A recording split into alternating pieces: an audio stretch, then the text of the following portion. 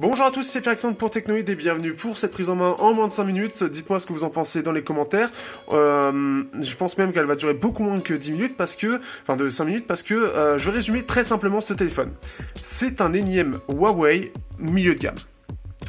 On a le P8 Lite 2017, le P9 Lite, on a le P10 Lite, on a les Honor 7X, on a les 5C, on a le 6X, on a le nombre de références au milieu de gamme au niveau de Huawei, c'est un bordel monstrueux. C'est un bordel et c'est chiant. Là, maintenant, on a même le Huawei P Smart qui va arriver, qui est plus petit mais qui est quasiment la même chose avec un peu moins de mémoire. Mais voilà, c'est ça en gros. On est sur un cousin très proche du Honor 7X, très proche. C'est quasiment la même chose sur à peu près tous les points, à part quelques petits détails. On est sur 4 Go de RAM, 64 Go de stockage, qui est assez généreux.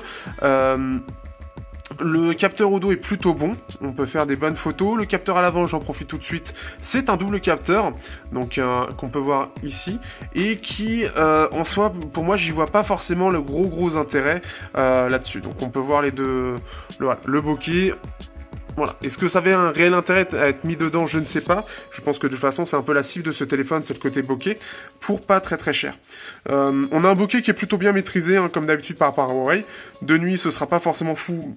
On peut le voir ici sur cette photo. Bon, là, ça se verra pas du tout à la caméra, mais c'est très bruité, forcément. Là, on peut voir au niveau ici de la prise en main, donc enfin là, au niveau du bokeh, c'est bien fait, mais après, on a toujours une espèce de halo bizarre au niveau du contour des objets, sur les endroits où j'ai l'impression qu'il c'est un petit peu moins, et ce qui fait que ça, c'est pas forcément parfait, j'ai envie de dire. Au niveau du bokeh, il y a un espèce d'halo autour, où quand on ne sait pas trop, c'est ça. Là, par exemple, ça perd ici, mais globalement, ça reste bien. C'est au niveau des détails où ça se défend plutôt bien, je trouve. Il est bien détaillé, le IMX 258 est utilisé vraiment bien. On peut faire vraiment des bonnes photos avec, donc ça c'est assez cool. Ça va être l'un des points positifs de cet appareil. Le fait aussi que c'est une référence dans son milieu de gamme avec l'Honor 7X, et voilà. On a un bon appareil photo en 18/9 avec un bon écran, on a une bonne autonomie globalement. Après, ce qui est dommage, c'est qu'on a une puce audio comme tous les Kirin 650 du 650 au 659. Elle est pourrie, la puce son. Donc, ce qui fait que la prise jack, pour ceux qui sont un peu avec des casques un peu gourmands ou surtout qui demandent de la qualité, oubliez. Clairement oublié, c'est équivalent au MT6750 ou encore au Snapdragon 430 en termes de qualité de son, donc c'est très basique, c'est très moyen, c'est trop basseux, ça manque de détails, ça manque de stéréo, ça manque de tout. Ça ne peut pas se mesurer face au Helio P20 et face au Snapdragon 625. Ce que je trouve inacceptable, c'est quand même ce port USB type B en 2017 sur un smartphone de milieu de gamme. Je ne comprends pas la démarche du tout.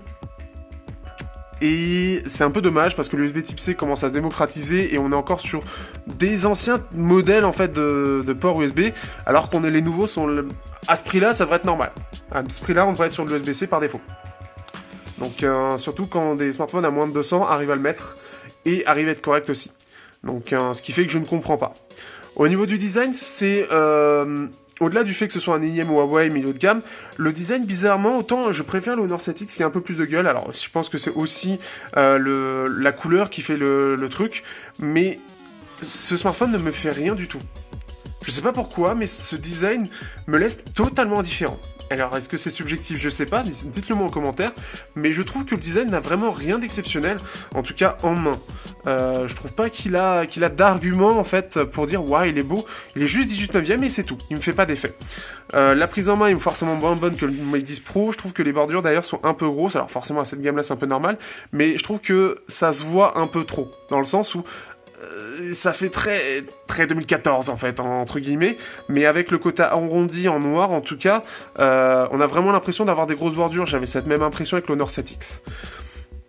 Après, globalement, c'est un bon appareil, mais qui a ses défauts et surtout qui fait partie de ces énièmes milieux de gamme de chez Huawei et dont on sait pas trop quoi faire, on sait pas trop lequel choisir, donc c'est quasiment la même chose pour tous, avec un appareil photo qui est en général un peu différent et un design un peu différent. Donc après, à vous de voir, entre un Huawei P8 Lite, celui-là, le Honor 7X, le P9 Lite, le P10 Lite, lequel vous préférez, lequel vous êtes prêt à dépenser, si vous voulez absolument un Huawei. En termes de concurrence, il y en a, mais pas forcément beaucoup. Ça dépend des critères que vous recherchez. Ça, après, à vous de voir par rapport au test. En tout cas, on s'y retrouve bientôt pour ce test de ce téléphone. Donc, n'hésitez pas à me dire ce que vous pensez de ce type de vidéo. Et on se retrouve bientôt pour le test.